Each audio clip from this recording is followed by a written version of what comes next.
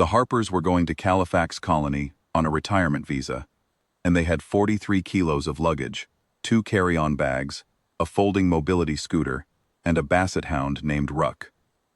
Kesavar Station's customs processing takes 3 hours minimum for organic tissue transit under the new cooperative protocols.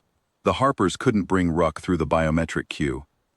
The queue terminals weren't rated for an animal with that much scent gland output.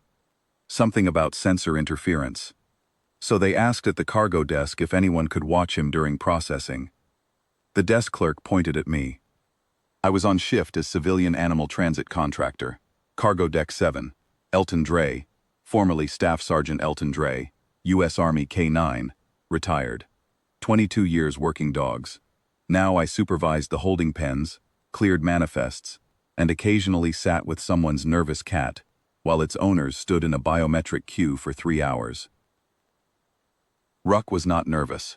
Ruck lowered himself onto the concrete with the careful deliberation of a very old building settling its foundation, folded his ears under his chin, and went to sleep.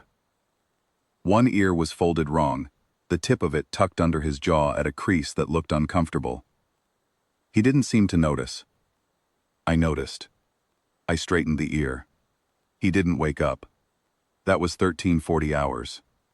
At 14:02, the station intercom issued a cooperative drill alert, Class 4, mandatory evacuation of all personnel and registered organisms from Cargo Deck 7, pending a pressurization integrity simulation. Duration estimated at 40 minutes. I had run these drills before. You clear the deck, you stand in the designated muster corridor, you wait while a cooperative compliance team walks the empty deck with sensors, you go back. Standard. I looked at Ruck. Ruck's chest rose and fell. The wrong folded ear was wrong again. I had straightened it twice by now and it kept going back. I keyed my transit badge and got the floor supervisor on comms. Dre, Deck 7 Animal Transit. I've got a civilian organism on temporary hold, not on my manifest informal owner handoff. Do I move him to the muster corridor?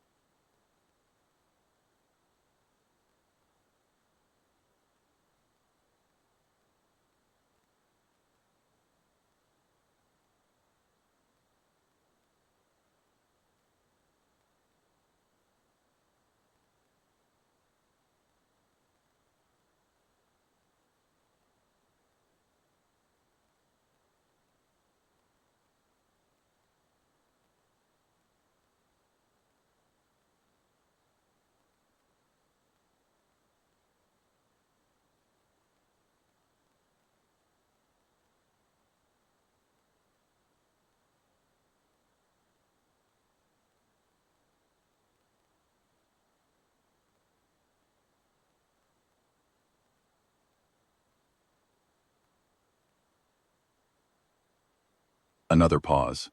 Standard drill protocol applies. All organisms to the muster corridor. I looked at Ruck again. 65 pounds. 8 years old. Currently in a sleep so deep I could hear him breathing from 3 meters away.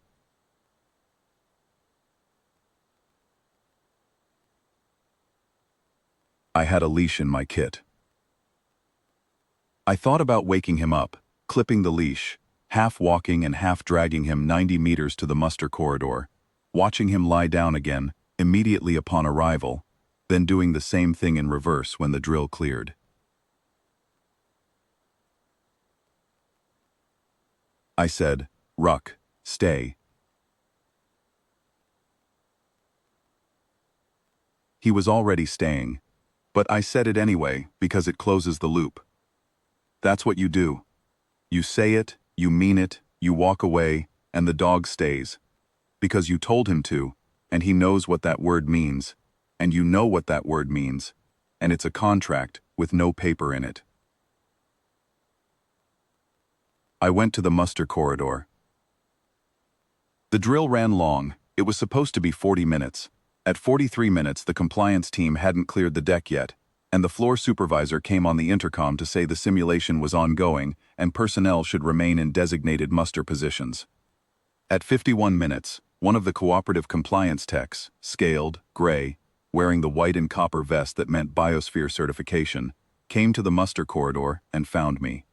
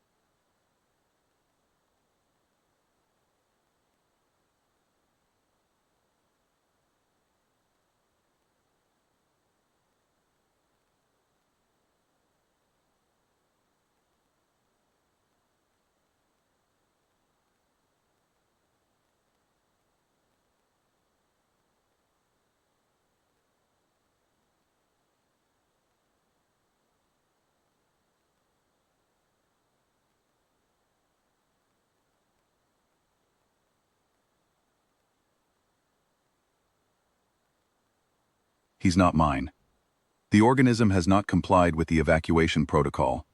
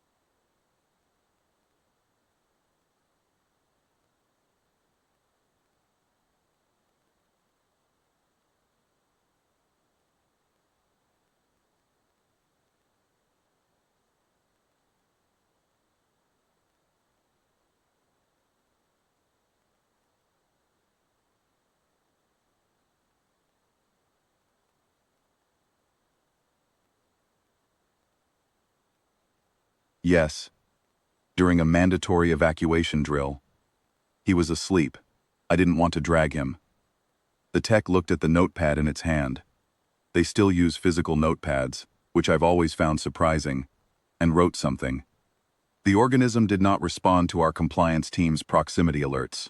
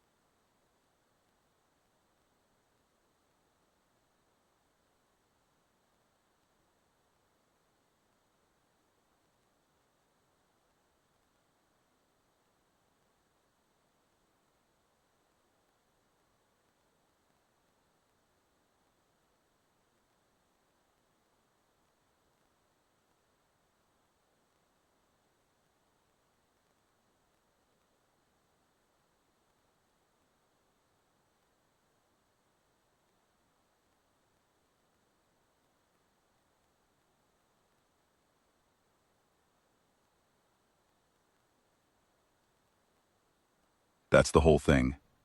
The tech wrote more. At what point will the organism cease the staying behavior? I thought about it. When I tell him to, or when he gets hungry, whichever comes first. The tech left. The drill went to 78 minutes. I sat in the muster corridor on a folding bench and looked at the crease in my boot and thought about nothing in particular, which is something I've gotten good at. When you work dogs long enough, The silences between them become manageable. You learn to sit. You learn to wait. You learn that the waiting is part of the work and not separate from it. Two other contractors were on the bench with me, one running paperwork on a tablet, one asleep against the wall.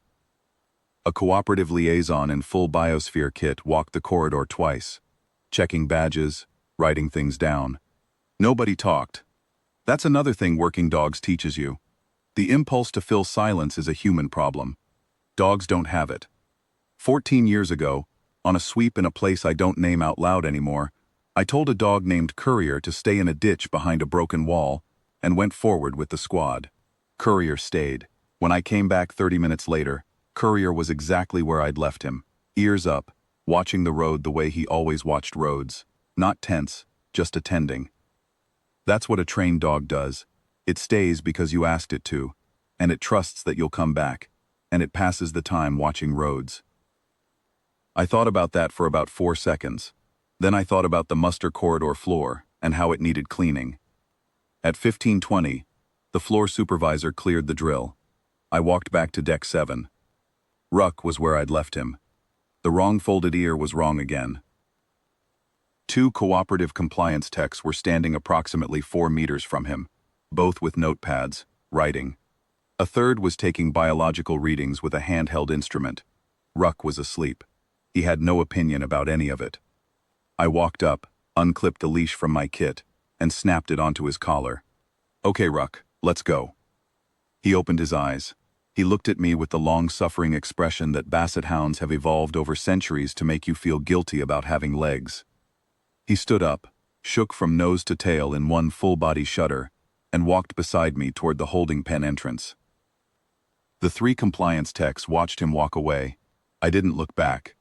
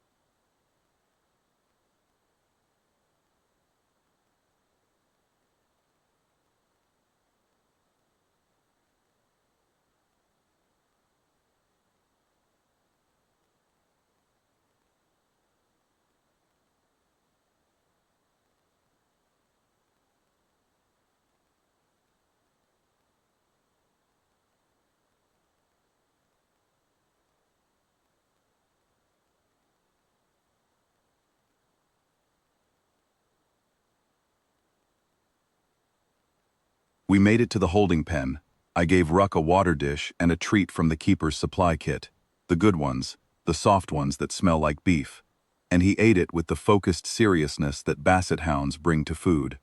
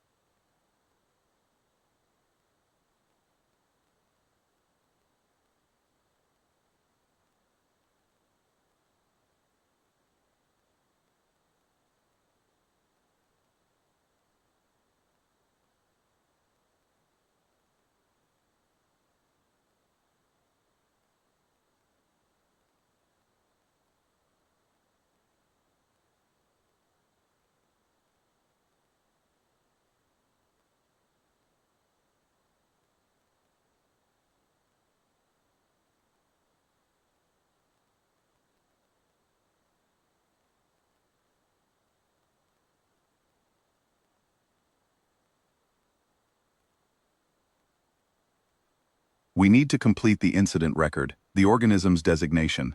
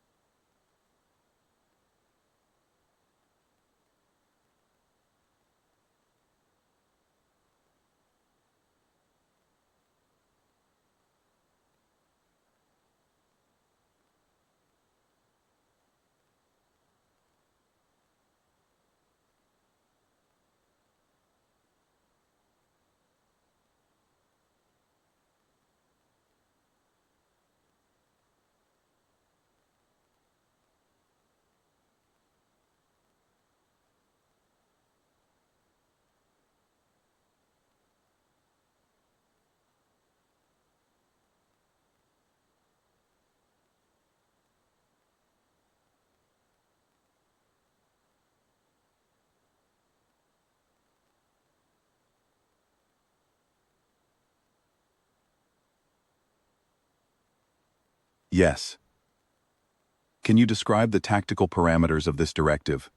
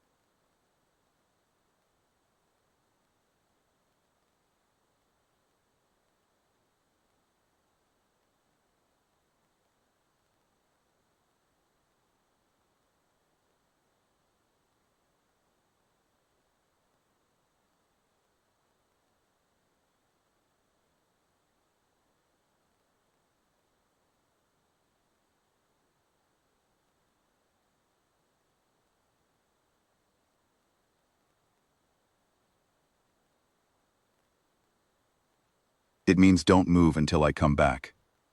And the organism understood this to apply during an evacuation protocol? The organism understood it to apply. Full stop. The tech wrote for a long time. Thank you, it said, and left. The Harpers cleared customs at 1547 and came to collect Ruck. Mrs. Harper crouched down and let him put his chin on her knee, which he did immediately and with great conviction. Mr. Harper thanked me and asked if there'd been any trouble.